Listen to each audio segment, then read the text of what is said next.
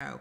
We have an amazing, wonderful guest from Oklahoma today, Yvette Walker, and I know you're going to love her story and connect greatly with her. So she'll be with us shortly. Before we begin, I just wanted to ask you, do you want to improve cognitive health and cellular health? Well, listen to this message from Holy Hydrogen and get your coupon today for $100 off for this amazing invention that will help heal your body. Thanks so much, and we'll be back with you in a moment to hear from Yvette. Hydrogen is used by health professionals as a powerful antioxidant and the #1 tool to fight inflammation. Studies show therapeutic potential in cancer, diabetes, digestive, and heart issues, and essentially every organ and system in the body. This is not medical advice, because I'm not your doctor, but if you have any health concerns, I strongly recommend that you learn more about hydrogen. Get educated at holyhydrogen.com and order the best hydrogen generator known to man. Use code BRAVEHEART for $100 off your order. Because hydrogen is the smallest molecule in existence, it can pass through the cell membrane and even the blood-brain barrier to clear out inflammation and free radical damage where other antioxidants just can't get to. Visit holyhydrogen.com to see the latest technology that elevates your immune system and fights inflammation. Search their research library to see if hydrogen has a track record for helping a health concern you're dealing with. Make sure to use code BRAVEHEART for $100 off your order. Remember, holyhydrogen.com.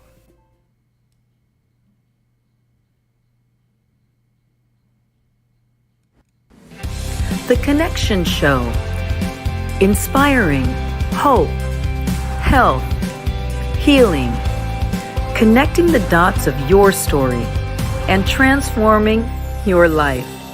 Sponsored by Brave Heart Workshops, live with Jill Reynolds.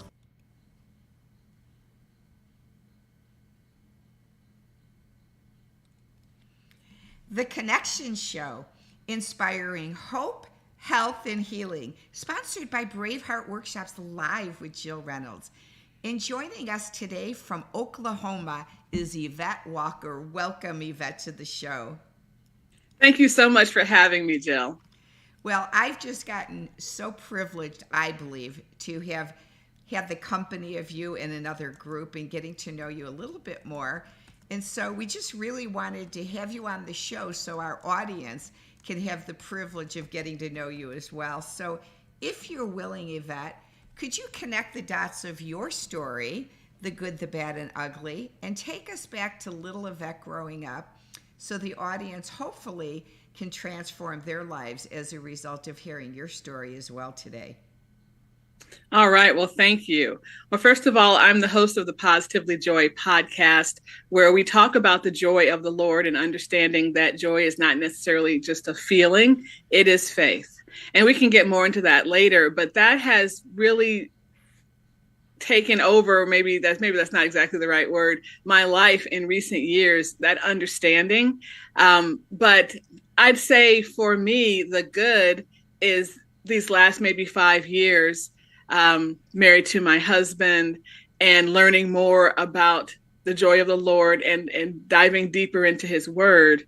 And the bad was really the times when I didn't understand that that's what I needed. The ugly being a difficult time with my first husband who suffered from bipolar disorder, and realizing that I hadn't lost my faith, but I was numb. I was sleepwalking in my faith. So that's probably a little bit of the good, the bad, and the ugly, and I can try to connect all that for you. But it started really from the very beginning. I was raised Catholic. I was raised in the Catholic Church.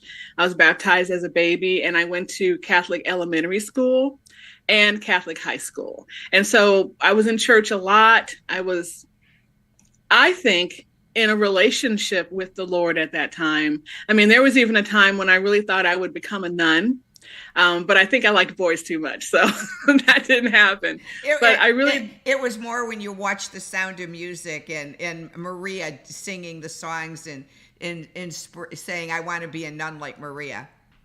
It's funny that you mentioned the movie. It wasn't that so much, but there was another movie called I think it was called The Trouble with Angels. I love that one. Yeah. Do you remember that? And the scene, it was in a convent where the girls were, learning to become a nun.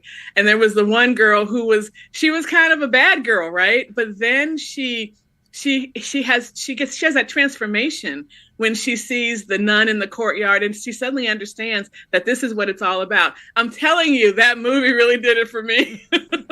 And I was in elementary school when I watched that for the first time. But that didn't happen, but I still really do believe that I had this relationship, and I would spend a lot of time in churches, sitting on the pews, and the Catholic churches has the wooden pews and the marble floors, and there'd be this great echo, and I'd just be sitting there, and I'd have conversations with him. I would really feel at home, all the way to when I got older, visiting churches when I was working in new cities where I didn't know anybody. The church was always a place to go. And so I existed in these churches very much from when I was a little girl.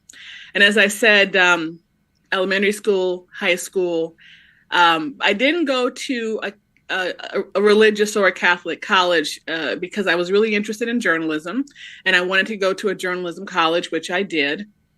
Then after that, I began to, try to get that journalism experience and go different places for internships and those first jobs. And when you become an adult and you begin to, try to have these different work experiences and get more, just have more experiences, sometimes we get into that adult world, and sometimes we leave that childlike wonder behind.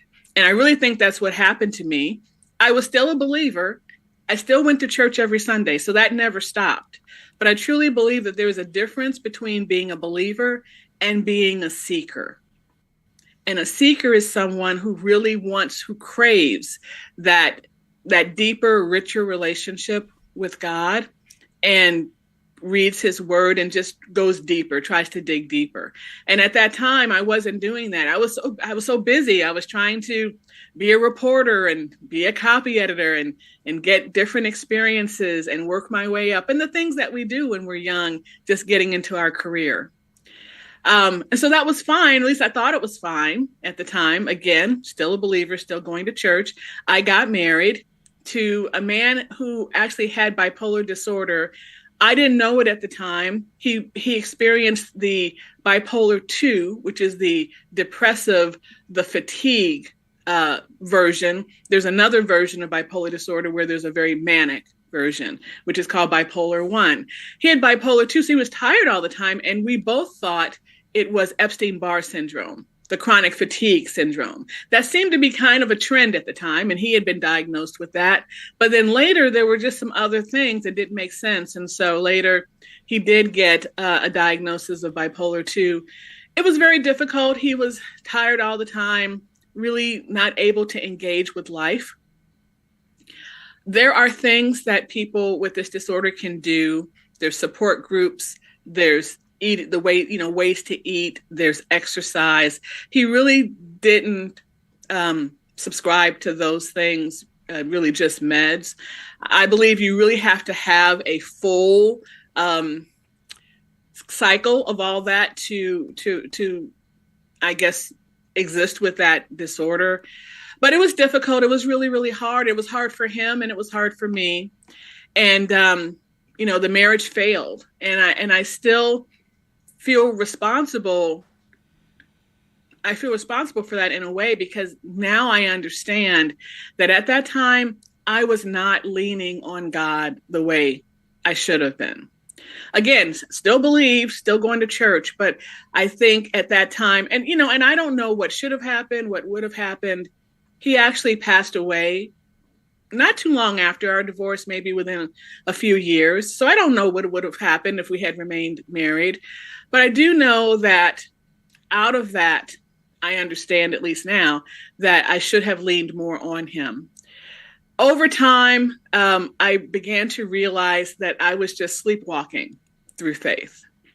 I felt very numb, and someone even told me, an old friend, hadn't talked to in a while. We reconnected. This was toward the end of the marriage.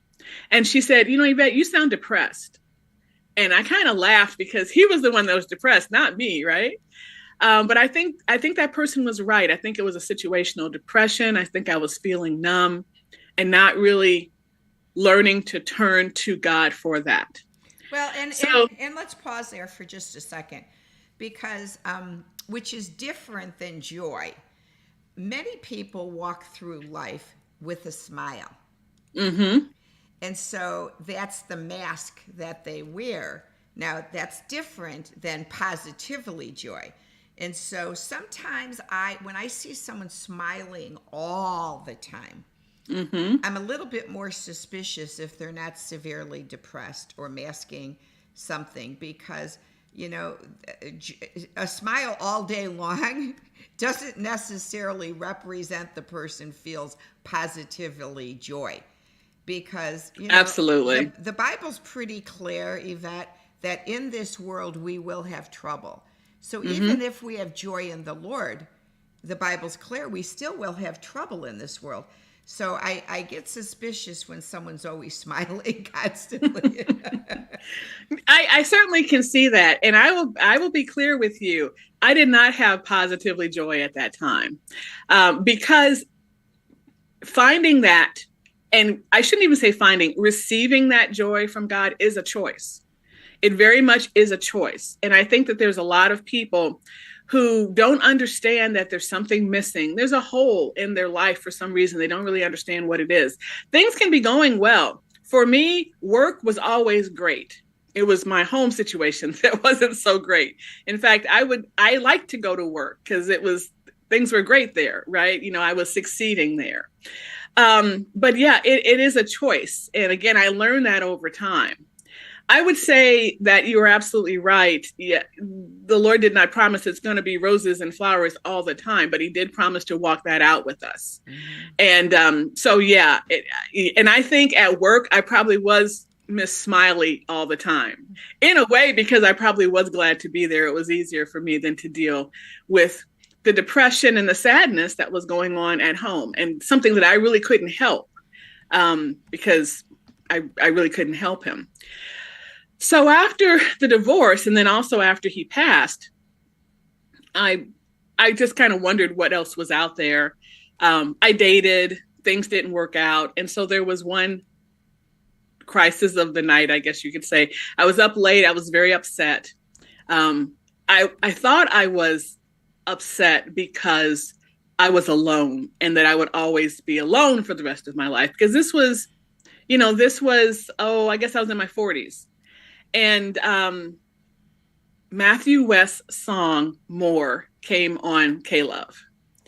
And it's the song where he is speaking from the perspective of God, who's saying, I love you, meaning us. I love you more than the sun and the stars and all these things that I've created. I love you more. And in that moment, I realized that my fear was not of being alone. It was of not being loved. And I instantly knew that that's silly. There's no reason to fear that, because, I'm a child of God and God loves me. So that sadness, I was up crying, couldn't go to sleep. That sadness completely, instantly went away. I was able to go to bed and go to sleep. And the next morning, the sadness was gone. And I also, at that time, started about 1.5 years time period of no longer dating, no longer seeking relationships, and just wanting to spend some more time with my Lord. And so that went on about 1.5 years. And about 1.5 years later, I felt him telling me, okay, it's time for you to go out and find your next husband. Now, and so pause there for just a moment. Mm-hmm. So when that lady, let's go back to that one woman who said, Yvette, you seem depressed. I wonder if mm-hmm. you're depressed. So in that interim of seeking God again and going deeper with him and this girl sharing that, did you seek out any Christian or any professional help to overcome the depression? Or did you just and I hate to use the word just rely on God, because but yeah. Did you ask for outside help? Did you get any? Actually, I did. I'm trying to remember the time period, but there were 2 times when individually, I saw a Christian counselor. And then there was a time toward the end of the marriage where we saw a Christian couples counselor, but it wasn't to repair the marriage because that was over, but it was to help the ending of the marriage go a little smoother. Mm-hmm. And if that makes sense. So yeah, there actually were 2 times, and they both were Christian medical professionals. Okay, so that I just wanted to add that for the audience so that they have. So go ahead back. We'll rewind. Go forward to now. You meet your husband. Where was that, and how did that occur? I do. Well, just like a lot of people today, it was online through a dating service. So that's where it happens a lot these days. And this time around, because I had tried that before when I was younger, this time around, I was very, very specific, maybe even pointedly so, of who I was looking for. I said, you need to have a relationship with God. I mean, I was really specific to the point where, I pushed some people away, but that was the point, right? And I think I quoted a Bible verse. And I need to go back and look at where it is. I can't remember right now, but it was the one where it says that that 2 people can help each other. One person falls and the other person can help each other back up. It was that one. I can't really recite it right now. And it was very specific, and I was looking for someone with a relationship with the Lord. There were 3 people. The first 2 were not the ones, and the third one is my husband today. So how long did you guys date before the proposal? Yeah, so we dated for 1 year before the proposal, and then we got married about a year after that, like maybe 10 months after that. We actually met on a Good Friday.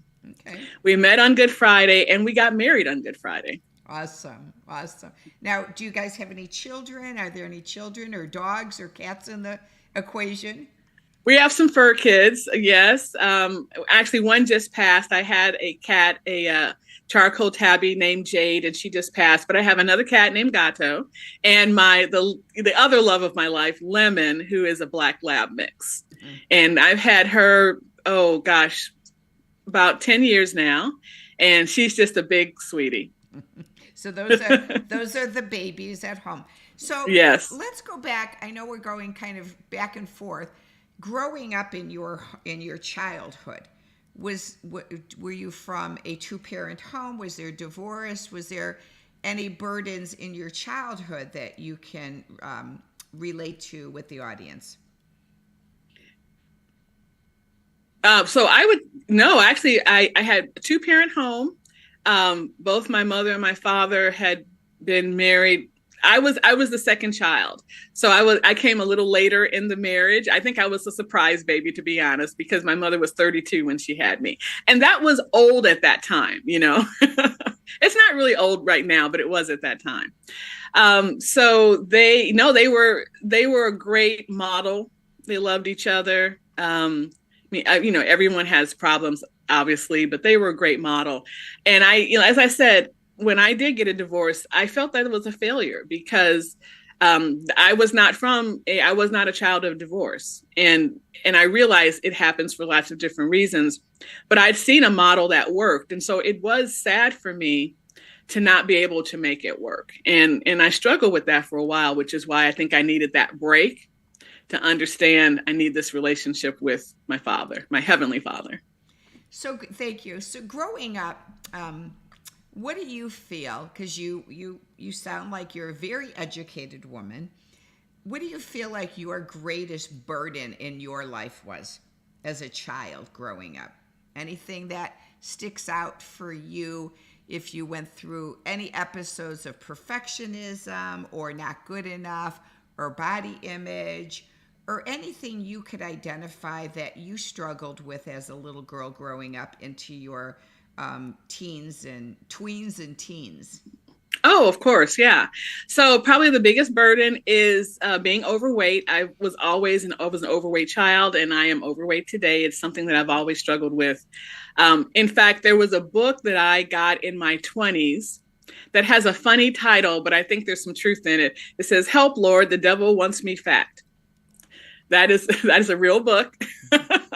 And it's out of print now, but you might be able to find it. It talked about, again, leaning on the Lord in these struggles, and also fasting. It was a little intense. I'm not sure if the advice, I haven't read it in a while. I'm not sure the advice is actually something that you'd want to do now, because it was definitely about fasting and a little intense, but it was something that, as in elementary school. Here's the thing. I won't say that I was bullied, but I did feel like I wasn't perfect. But it was very easy for me to make friends. And then also sometimes I could help people with their homework because I was kind of a smart kid. So I wasn't necessarily treated badly, but definitely there was a comparison issue, me comparing someone, the beauty standards of the day. And I would also say that being an African-American female, again, coming up, during this time of beauty standards and beauty perfectionism, sometimes a medium to dark complected woman is not looked upon as a beauty standard. So I would say probably that was a burden as well. Okay. So do you feel like and I like to change up words a bit. So instead of saying overweight, I like the word a larger framed person. And because I do believe there's health at every size. I really do. I think various sizes, there can be health. Of course, there's going to be some sizes that it's not healthy. But so I look at that. So when you were a larger framed girl growing up, did you find episodes where you did emotional eating, like you'd sit down to watch TV and you'd snack a lot? Or do you recall emotions that you were going through that led you to eating in a different pattern? I think so. I think emotional eating is very common. And I think as a young girl growing up and going through puberty and hormones, I probably didn't think about it at the time like that, but oh yeah, I'm sure that's probably true. Yeah. Yeah. So I always love to connect the dots with that. Cause again, no matter what family, like you said, we grow up in, we go through different burdens in our life. I think the one that I see a lot of right now, and I really have to fight it off, is busyness, the burden of busyness, where, we tend to be busy and then we restrict something else in our life, like connection with our loved ones or connection with God, or just connecting even with our meals. We eat so quickly. So today, we'll fast forward today. So now you've been married to this man and you've got your fur babies. And so what does life look like for Yvette today? What are you doing in your career and other things? So it is very different. So I told you that I went to journalism school, and that was my career, all my career. Let's see, about 10, 11 years ago, and really longer than that, I began to do some teaching, some coaching with young people. I love working with students. I love working with young people, especially young people who are interested in my industry.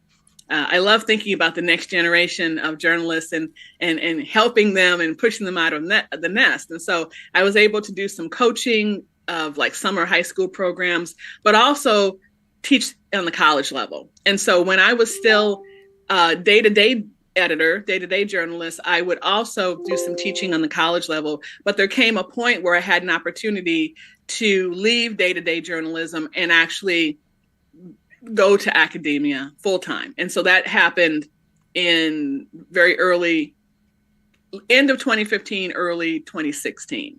And I have been an educator on the college level since then and out of the newsroom, which I thought I did miss, but I thought I would miss it even more. But I think just working with students and helping them to understand why I do what I do, or why I did what I did as a journalist, and why that's important.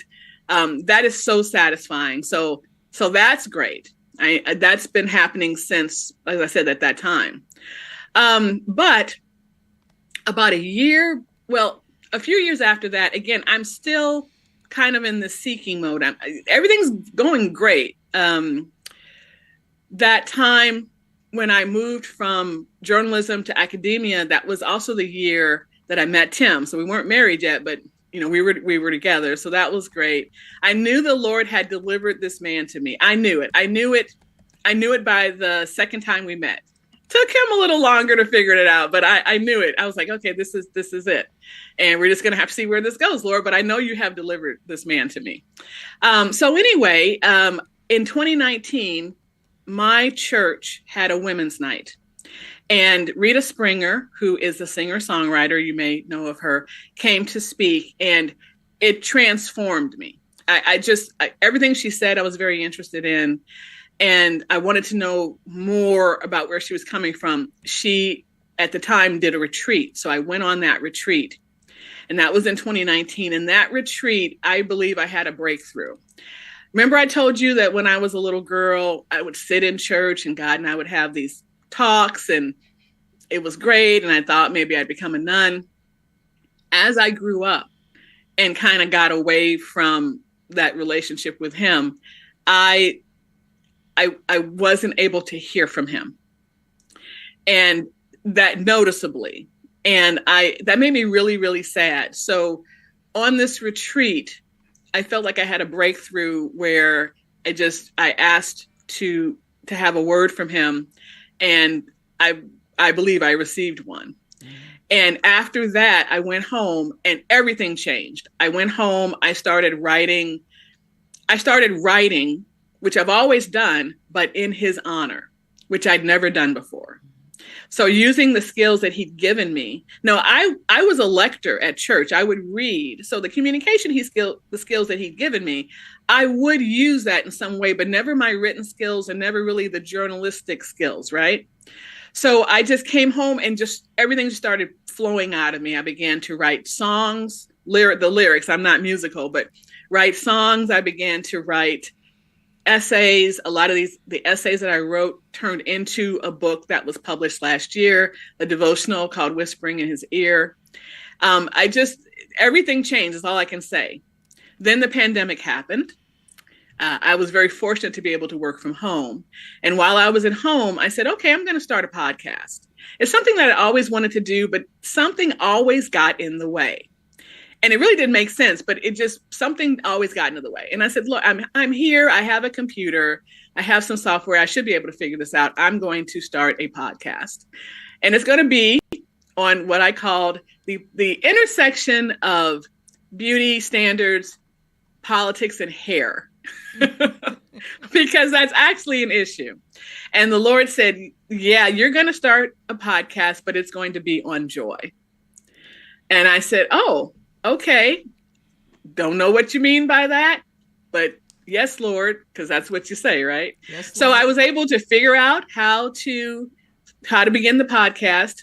I actually called it Finding Joy in the very beginning because, I didn't really know what I was doing. I did not do some research, as I really should have done being a journalist. There were a lot of other podcasts that were some form of finding joy, searching for joy or something. So if you go back and listen to like the very first episode, it will say, welcome to the Finding Joy podcast. But after I realized it, I said, oh no, I'm going to change this name. This name needs to be different. It needs to be more significant or just unique. And I said, let me see, what should I call this? And then the Lord said, Positively Joy. And I will tell you why I can be completely sure that he said that. Because Positively Joy is not grammatically correct. Because it's positively joyful. I know this, right? This is my whole career. And so I even said, Lord, that's not grammatically correct. But that's the name he gave me. And I said, yes, Lord. And since then, it's kind of a funny little story to tell. But since then, people have told me that the name is it's memorable, it's catchy. I don't know. So obviously, he did that for a reason. So that became the name of the show. And over these seasons, we're in the 4th season. Over these seasons, I believe that he has really revealed to me what he wants people to understand about joy. About what real joy and what true joy is. And so when I very first began, I talked to people. It's an interview show. because that's something that I know how to do. And so I talk to people about their faith and how they would find joy in the Lord. But what I really didn't understand is something that he revealed to me over time, that, and it's right there in John 15, below the verse about the branches and the vines. Jesus tells very clearly and very plainly, I almost call it a DIY of how to find joy, to abide in the Father's love and do his will, and you will be filled with the only joy that will complete you. Awesome. That's it. Well, thank you. I'd love the audience to see your bio now, if we could. I'm going to switch over to the screen. So Yvette has a website called positivelyjoy.com that you can find her on. And so I love your story. I love how the Lord even gave you the word that, as you said, wasn't grammatically correct, or whatever you want to say. But, even when, with my show, the Connection Show, some people said, oh, hope, health, and healing should have commas. And I said, no, it's not supposed to, because it's supposed to be hope, period, health, period, healing. And it's not a continuation, because each one has a different significance. So, it's funny that when God tells us what to do, it doesn't have to be what everyone else thinks we're supposed to do. It's like, okay, Lord, I think I'll listen to you instead of the world. No, you're so right. You're so right. Yeah. Well, I am privileged to get to know you. And so when we're done, just stick around for a few minutes. And everyone, thank you so much for getting to know Yvette. And we hope that some of the things she shared with you today, that you can connect in your life and have your life be transformed with hope in it, health in it, and healing. So thanks so much, Yvette, for coming on today. Thanks for having me. Have a wonderful day, everyone. Thanks for joining the Connection Show. Well, I hope that Yvette just blessed you today and that she inspired you to choose joy in your life. I know it inspired me. And one of the ways that I'd love to challenge you to experience joy in your life is to come with us to Aruba. Would you love to go to Aruba in the winter, February 5th through the 11th, to this beautiful villa right on the beach? So I'm going to share with you a little highlights to Aruba. And then I'd love to talk to you about the Reawaken America tour that's coming to Branson, Missouri. Actually, it's coming up soon, November 4th and 5th in Branson.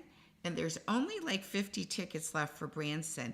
And then in January, they're going to Nashville, Tennessee. So again, thanks for joining us. I really hope you'll end up coming with us to Aruba.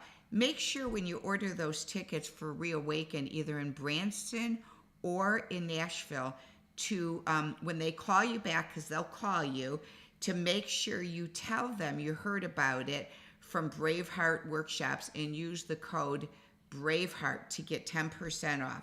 Now, with them, they will call you back after you've gone online to request tickets. That's how it works, because they have various prices and they'll go over that with you over the phone.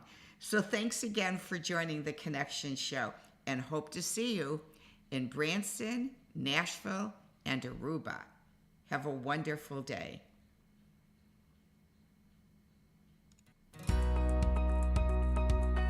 Join us for the Hope, Health, and Healing Aruba Connections Getaway for men and women, February 5th through the 11th, 2023. Are you overworked? Stressed out? Feeling exhausted? Is it time to spoil yourself? Breathe in life and relax at private villas in Aruba for 6 nights and 7 days. Renew your mind and body. Discover greater self-awareness.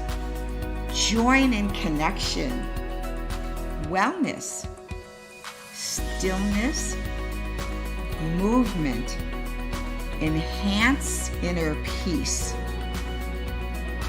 experience amazing beaches, enjoy snorkeling, area attractions, shopping till you drop, dine at fabulous beachfront restaurants, imagine releasing anxiety, reconnect with yourself, restore your soul, bring your friends, enjoy fresh and savory cooked meals, lasting memories. Join us now. Register today. Book your flight and getaway to Aruba, February 5th through the 11th, 2023. Register by going to braveheartworkshops.com. Pack now and see you on the island of Aruba. And this is how you get those tickets to the Great Reawaken America tour. And again, this one is the one to Branson, Missouri, which is going to be at the Mansion November 4th or 5th.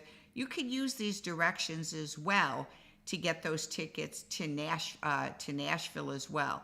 Branson, Missouri, here again is Branson at the Mansion. And for Nashville, it's January 20th to the 21st. So hope to see you in either one of those locations. Thanks again for joining us on The Connection Show, where we inspire hope, health, and healing in the world.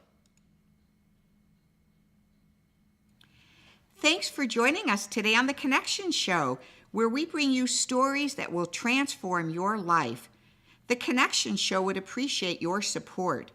Please go to either our Patreon page or our PayPal Me Now link today. We love our podcast show guests and appreciate our listeners and YouTube subscribers.